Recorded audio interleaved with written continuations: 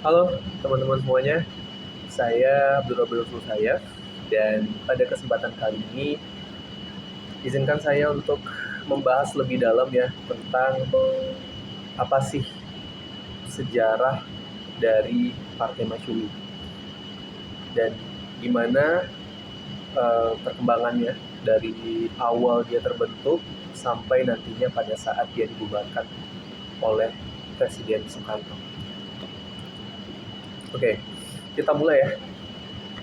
Pada pembahasan kali ini ada beberapa poin penting nantinya yang dibahas. Ada introduction, terus awal pembentukan dari Partai Masyumi, terus dideklarasikannya nanti partainya, peran Masyumi nantinya dalam perpolitikan Indonesia, terus ada tokoh-tokoh penting yang terlibat, perpecahan dengan NU, dan sampai nantinya terlibat dalam PRRI yang membuat dia dibubarkan oleh Soekarno.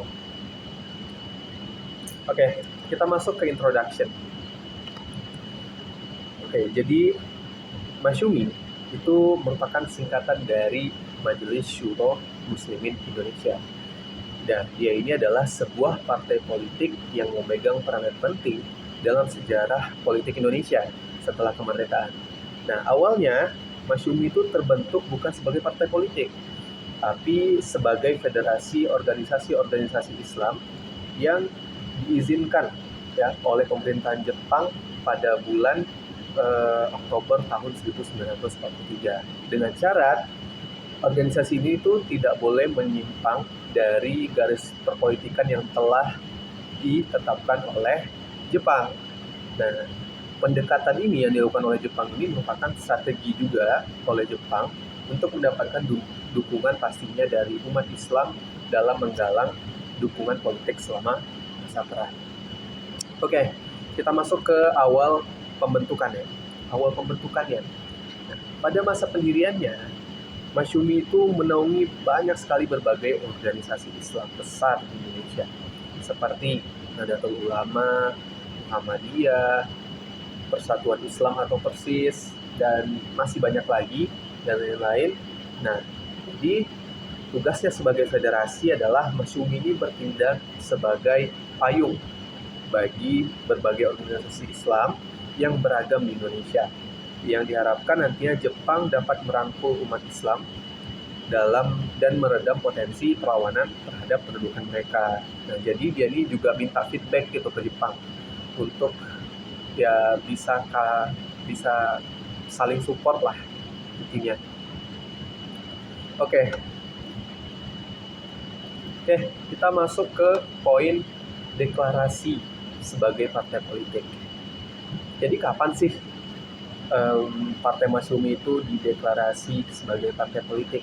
Jadi sejarahnya itu adalah setelah Indonesia merdeka, Masyumi itu mendeklarasikan diri sebagai partai politik pada bulan November tahun 1945 dalam sebuah kongres tepatnya yang dilakukan di Yogyakarta.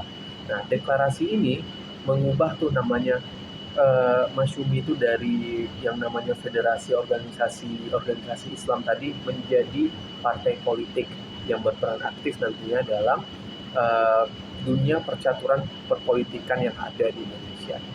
Nah, singkat cerita dengan cepat Masyumi ini nanti dapat berkembang menjadi kekuatan politik yang signifikan, menggabungkan berbagai elemen ya elemen organisasi Islam dari berbagai daerah juga seperti Persatuan Umat Islam atau UI, terus Jemaah Al-Wasliyah, Jemaah Al-Ittihadiyah, terus ada Persatuan Ulama Seluruh Aceh atau PUSA, Al-Irsyad, Nadatul Watan, dan masih banyak lainnya.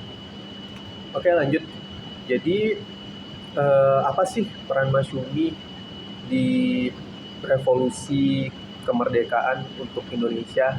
Nah, jadi Masyumi ini nggak hanya berperan di kancah perpolitikan yang ada di Indonesia, justru dia juga ikut andil dalam memberikan kontribusi penting dalam perang revolusi kemerdekaan Indonesia. Dengan cara apa tuh? Salah satunya adalah bentuk kontribusi mereka tuh dengan membentuk Laskar Hizbullah yang merupakan sayap militer dari Masyumi untuk mendukung perjuangan melawan Belanda pada saat itu. Selain itu, Masyumi juga aktif dalam mendukung berbagai diplomasi yang dilakukan oleh pemerintah Indonesia pada masa-masa awal kemerdekaan. Dan ada 3 tokoh-tokoh penting dari Partai Masyumi yang mungkin banyak dikenal oleh orang-orang, yaitu yang pertama ada Muhammad Nasir, terus yang kedua ada Sukiman Wirjo Sanjojo, yang kedua ada yang ketiga ada Burhanuddin. Nah, dan mereka bertiga ini pernah menduduki kursi sebagai Perdana Menteri, namun pada tahun yang berbeda-beda. Di Muhammad Nasir itu tahun 1950 sampai 1951, terus disusul dengan Sukiman Widjo Sanjojo pada tahun 1951 sampai 1952, dan terakhir ada Burhanuddin yang pernah menjadi Perdana Menteri juga pada tahun 1955 sampai 1956. Namun, seiring berjalannya waktu, Masyumi itu mengalami perpecahan internal gitu. Tepatnya pada Muktamar Masyumi keempat, ya, pada tahun 1952, ketidakpuasan muncul di antara beberapa anggota partai, terutama dari kalangan Nahdlatul Ulama atau NU. Nah, ketidakpuasan ini mencapai puncaknya pada saat NU itu memutuskan untuk keluar dari Masyumi dan berdiri sebagai partai politik sendiri. Nah, meskipun demikian, Masyumi itu tetap berperan aktif ya dalam perpolitikan di Indonesia saat itu. Jadi nggak ngaruh NU tuh mau keluar, nggak ngaruh. Jadi dia tetap kembangnya tuh sangat signifikan dan sangat baguslah dalam perpolitikan Indonesia. Dan pada saat pemilu pertama yang diselenggarakan di Indonesia, tepatnya pada tahun 1955, Masyumi itu berhasil meraih posisi kedua setelah Partai Nasional Indonesia atau PNI. Nah, Masyumi ini memperoleh sekitar 20% suara nasional dan berhasil menempatkan 112 wakilnya di parlemen pada saat itu. Bayangkan, sungguh mengerikan kan? Dan pada pemilu yang sama, posisi ketiga dan keempat juga disusul oleh NU dan Partai Komunis Indonesia pada saat itu. Namun, perjalanan Masyumi itu dalam kancah perpolitikan nasional itu mulai goyah pada akhir tahun 1950-an.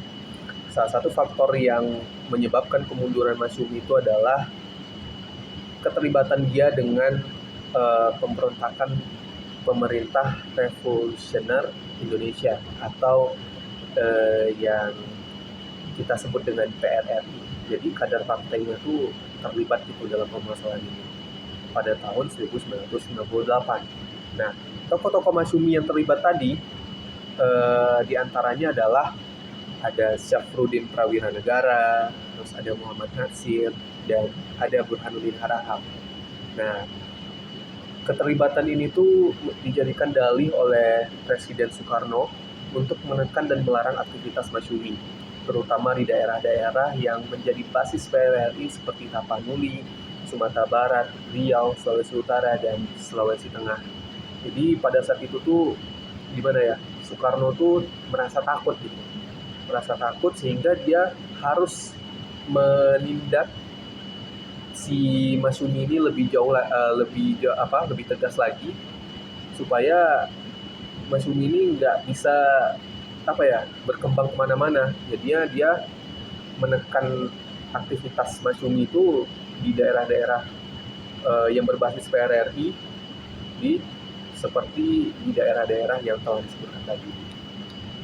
Dan akibat dari pemberontakan PRRI dan tekanan politik yang semakin kuat dari Presiden sendiri, Presiden Soekarno, nah banyak nih daerah yang tidak lagi mengirimkan perwakilannya ke dalam acara Muktamar Masyumi ke-9 pada tahun 1959 yang menyebabkan penurunan signifikan terjadi pada Partai Masyumi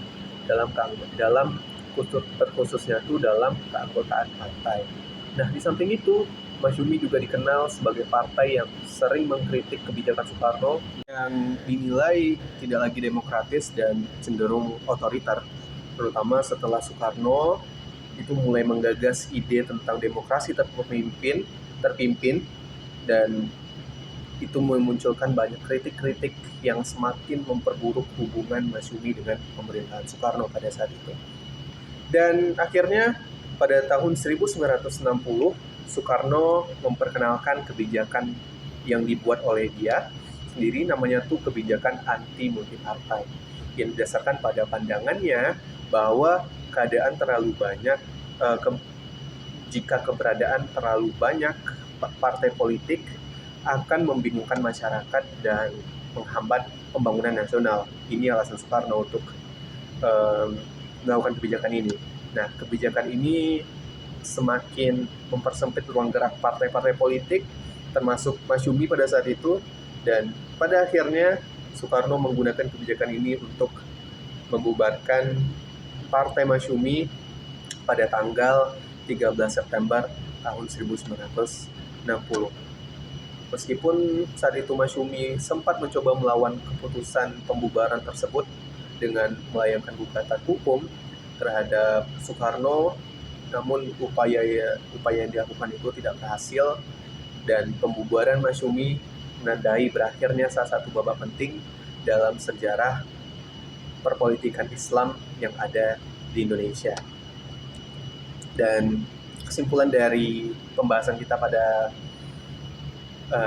hari ini adalah Partai Masyumi menjadi salah satu kekuatan politik Islam utama yang ada di Indonesia setelah Indonesia merdeka, dengan kontribusi besar dalam politik dan revolusi. Namun keterlibatan tokoh-tokohnya dalam pemberontakan PRRI dan kritik-kritik yang dilakukan terhadap kebijakan Soekarno menyebabkan pembubarannya pada tahun 1960 yang menandai akhir dari peran Masyumi dalam dunia politik Indonesia. Mungkin sampai segitu saja pembahasan kita mengenai sejarah Partai Masyumi. Ya, sungguh bermakna hal yang bisa kita pelajari dan semoga bermanfaat. Terima kasih telah mendengarkan presentasi saya. Sampai jumpa di lain video. Terima kasih. Assalamualaikum warahmatullahi wabarakatuh.